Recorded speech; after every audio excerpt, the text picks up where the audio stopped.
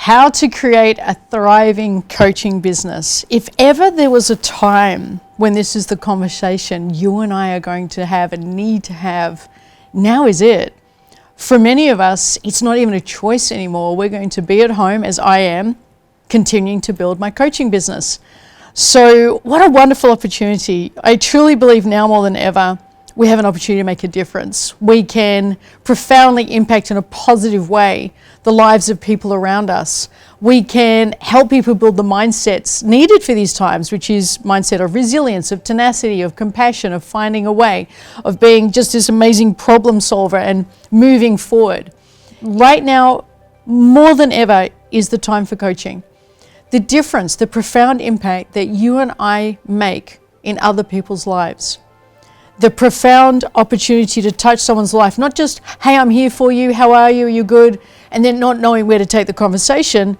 We get to have the conversation. We are trained in how to have the conversation. When someone says, I'm not feeling the best, we have an opportunity here where we can guide them and help them. And I feel so fortunate that I've been trained in this, and I know thousands of our members feel the same way.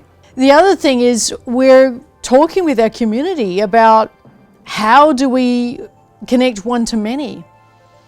And I'm watching my university right now. I study at Melbourne University, and I'm doing my master's there in positive psych, and I'm seeing Melbourne Uni struggle with moving to the Zoom format because tutorials are so formal and the conversations tend to be formal. But with coaching, there's this real flow of conversation.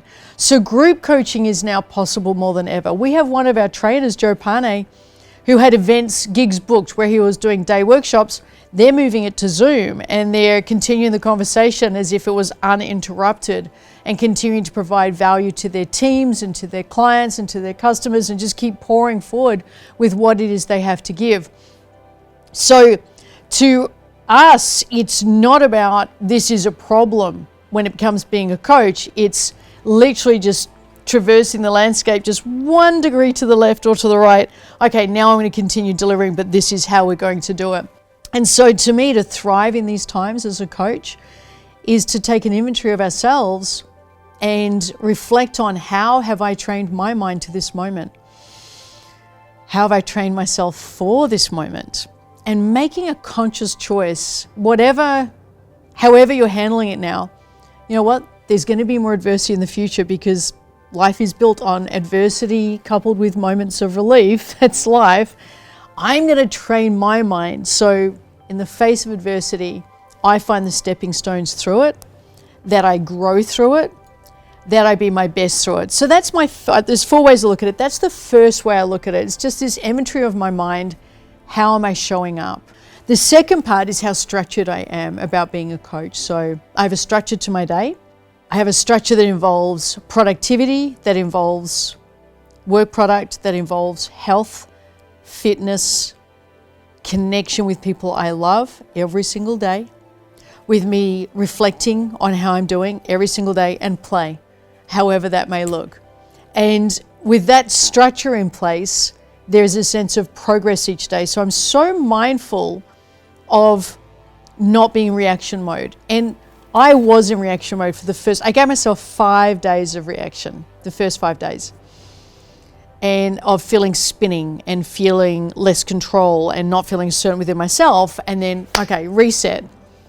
And now it's back to what do I know the rituals are that have helped me in the past? What do I do that I know has guided me forward? What can I rely on within me that gives me a pathway to navigate through uncertainty around me? And so I can remain feeling a sense of certainty within me. And that's the second part. Then the third is, what do I do each day within that? So it's one thing to say I have a great habit of meditation, for example, and it's being as present as I can be to that conversation with someone and mindful that if they're spiraling a little bit, it's not to say, hey, knock it off or to be tough about it. It's to hear them and then start reminding them of what we do have. So in every single moment in this third dimension, I'm being mindful of how I'm showing up to that moment and what actions I'm choosing. And then the fourth dimension is, who am I allowing into my world, into my sphere? Who am I allowing to touch my life or touch my thoughts or touch my heart? who am I allowing within my boundaries? So, because I know I can trust them with what's going on with me, and I can trust them to not be overly reactive or panicked or out of control with their thoughts, and in a way that's non-productive and they don't want to hear anything else. So to me, it's about creating and continuing these beautiful relationships I have with people who are finding a way.